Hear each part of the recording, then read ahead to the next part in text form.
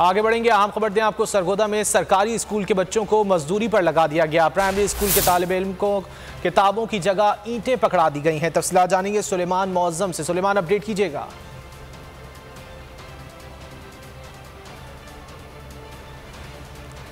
सुलेमान मुअज्जम से हम रब्ता करने की कोशिश कर रहे हैं। सरगोदा में सरकारी स्कूल के बच्चों को मजदूरी पर लगा दिया गया है। जैसा कि मनाज़िर में भी आप देख सकते हैं, प्राइमरी स्कूल के तलबा को किताबों की जगह ईंटें पकड़ा दी हैं। स्कूल में दर्जनों तलबा से मजदूरी कराने की फुटेज आप इस वक्त बोल न्यूज़ की स्क्रीन पर देख सकते हैं। हेड मास्टर सिद्दीक भट्ट की हिदायत, तलबा मजदूरी करने पर मजबूर हैं। बच्चों के वालिदैन का स्कूल इंतज़ामिया के खिलाफ कार्रवाई का मुतालबा। मनाजिर आप इस वक्त बोल न्यूज़ की स्क्रीन पर देख सकते हैं। सरगोदा के ये मनाजिर हैं जहाँ सरकारी स्कूल के बच्चों को मजदूरी पर लगा दिया गया। तफसीलात जानेंगे सुलेमान मुअज्जम से। सुलेमान, आगाह कीजिएगा।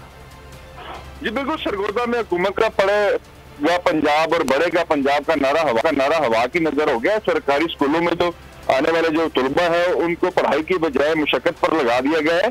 तो ये चक 32 शुमाली है, जहाँ का प्राइमरी बॉयज स्कूल है, जहाँ पर स्कूल पढ़ने वाले जो आने वाले तालिब इल्म है उनको स्कूल इंतजामिया ने मजदूरी पर लगवा दी है। इसकी फुटेज भी बोल न्यूज ने हासिल कर लिया है।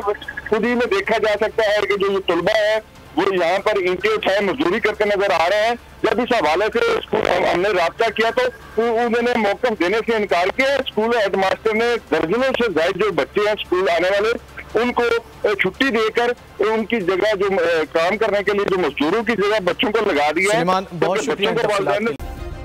सब्सक्राइब करें और बेल दबाएं ताकि कोई खबर रह न जाए।